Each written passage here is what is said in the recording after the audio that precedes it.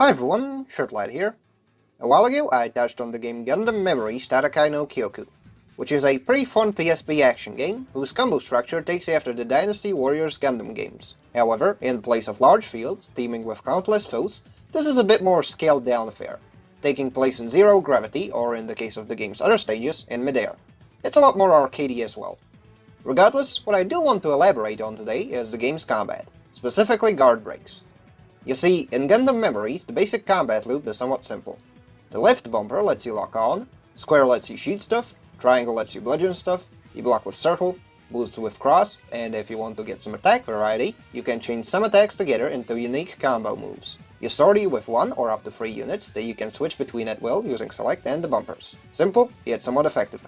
Here's the thing though, past a certain point, the game's lineup of enemies will stop taking kindly to being repeatedly shot or bludgeoned, and will pull their shield up, which, considering how strong blocking is in this one, is gonna slow you down substantially. So, what's your means of recourse? You could try to flank the enemy, which takes time and lets them reposition and block again. You could try and press square and cross to hit the enemy with a chain of quick-time event fuel attacks, whose damage is bound to get at least partially mitigated by blocking and will cost you 2 to 4 bars of the special gauge. Enter the guard breaks. These are moves which seem fairly benign but become incredibly useful, especially in the later stages of the game. To see if your current unit or units have such attacks, go into your unit setup screen, or the garage menu if you're going in from the main menu, tap triangle twice, or the circle once after having selected your unit to access the factory tab. This part of the menu is in English, so you can't really miss it. The second and the third sections from the top are your melee and ranged combos. If they're neither blue or a shade of pinkish or magenta purple, you'll have to unlock the part of the move by paying the game's soul currency, earned from mission and otherwise spent on upgrades. Blue are the moves that you can do normally, and the purple bits are only available in the so-called Awakened mode, which is a temporary powered-up state done by pressing triangle and circle, costing you 1 stack of the special gauge. Anyways, what you're looking for is these katakana and kanji characters underneath the attack's description. If you see Gado Kozushi, that's an attack with a guard break property. If it has Futebushi, you'll also send the enemy flying.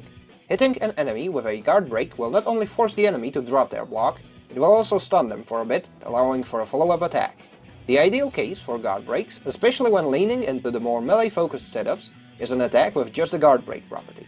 Guard break with knockback is a bit less ideal since you can't follow up and pummel them some more as easily. The third best is the variant of the second type that's also contingent on you using your special gauge to power up. Still better than having no break at all, but the forced reliance on a resource like that is far from ideal. Overall, you'll find that a lot of units have similar combo inputs.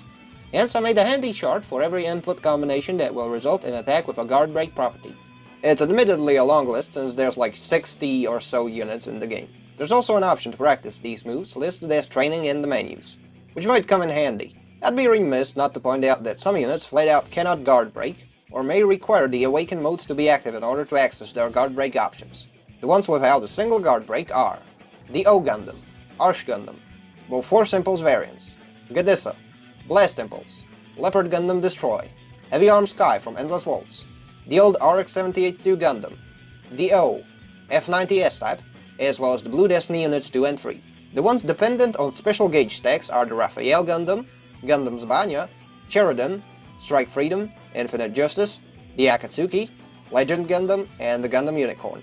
All things considered, guard breaks are a quick and a simple way to counter the overly defensive opponents. You get 2 units capable of doing so from the get-go in the Resell and the Exia Repair 2, with both sporting a hold triangle then release it style input for the move. Regardless, I hope this has been somewhat helpful or informative. I do remember running into enemies that kept block spamming quite a lot back when I was trying to complete the game and get the whole roster, so I thought I might save you some headaches right from the get-go. Well, until next time, this has been the Shirtlad, signing out.